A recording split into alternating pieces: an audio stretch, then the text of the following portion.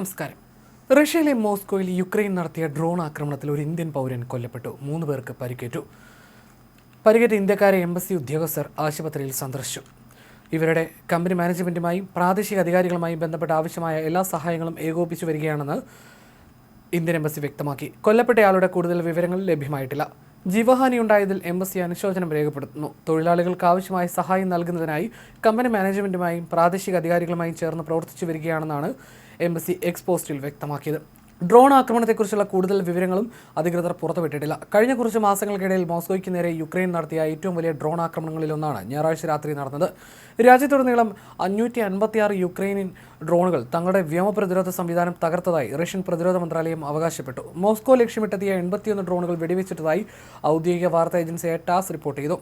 ഞായറാഴ്ച രാത്രിയിലുണ്ടായ ആക്രമണം സമീപ മാസങ്ങളിൽ മോസ്കോയെ ലക്ഷ്യമിട്ട് യുക്രൈൻ നടത്തിയ ഏറ്റവും വലിയ ഡ്രോൺ ആക്രമണങ്ങളിൽ ഒന്നാണെന്ന് റഷ്യ ആരോപിച്ചു. റഷ്യൻ തലസ്ഥാനത്തിന്റെ വിവിധ ഭാഗങ്ങളിലും സമീപ പ്രദേശങ്ങളിലും വ്യോമാക്രമണ മുന്നറിയിപ്പ് സൈറണുകൾ മുഴങ്ങി. റഷ്യൻ പ്രതിരോധ മന്ത്രാലയത്തിന്റെ കണക്കനുസരിച്ച് 24 മണിക്കൂറിനുള്ളിൽ മാത്രം രാജ്യത്തുടനീളം 1000-ലധികം യുക്രൈനിയൻ ഡ്രോണുകളാണ് പ്രതിരോധ സംവിധാനങ്ങൾ തകർത്തതെന്നാണ് റഷ്യ അവകാശപ്പെടുന്നത്. രാത്രിയിൽ തലസ്ഥാന നഗരി ലക്ഷ്യമാക്കി കുറഞ്ഞത് 81 ഡ്രോണുകളെങ്കിലും എത്തിയെന്നും ഇത് റഷ്യൻ വ്യോമ പ്രതിരോധ സംവിധാനങ്ങൾ തകർത്തതായി മോസ്കോ മേയർ സെർജി സോബിയാനിൻ വ്യക്തമാക്കി. പുലർച്ചയ്ക്ക് ശേഷം മാത്രം 30 ഡ്രോണുകൾ കൂടി തടഞ്ഞതായും റഷ്യൻ അധികൃതർ അറിയിച്ചു. യുക്രൈനിയൻ ഡ്രോണുകൾ ചില അടിസ്ഥാന സൗകര്യങ്ങൾക്കും നിരവധി ബഹുനില കെട്ടിടങ്ങൾക്കും നാശനഷ്ടമുണ്ടാക്കിയതായി ഗവർണർ ആന്ദ്രേ വൊറോബിയേവ് പറഞ്ഞു.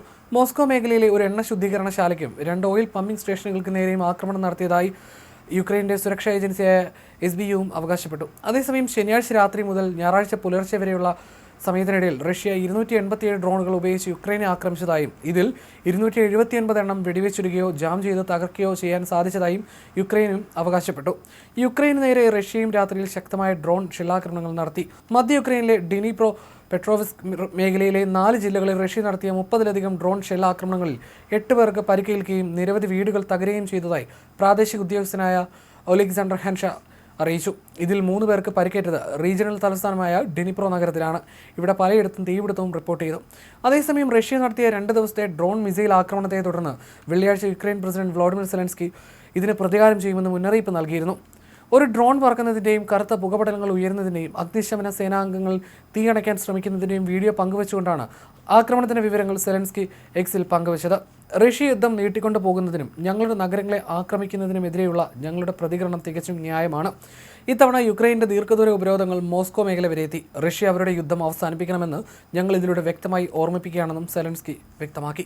ഈ ആഴ്ച ആദ്യം കീവിൽ റഷ്യ നടത്തിയ ഡ്രോൺ മിസൈൽ ആക്രമണത്തിൽ 24 പേരായിരുന്നു കൊല്ലപ്പെട്ടത്. ഇതിന് പിന്നാലെയാണ് യുക്രൈനും തിരിച്ചടി ആരംഭിച്ചത്. തങ്ങളുടെ ദീർഘദൂര ആക്രമണങ്ങൾ മോസ്കോ മേഖലയിലേക്ക് വരെ എത്തിയിരിക്കുകയാണെന്നും റഷ്യ തങ്ങളുടെ യുദ്ധം അവസാനിപ്പിക്കണമെന്നും ടെലിഗ്രാമിൽ പങ്കുവച്ച കുറിപ്പിലും സെലൻസ്കി വ്യക്തമാക്കി.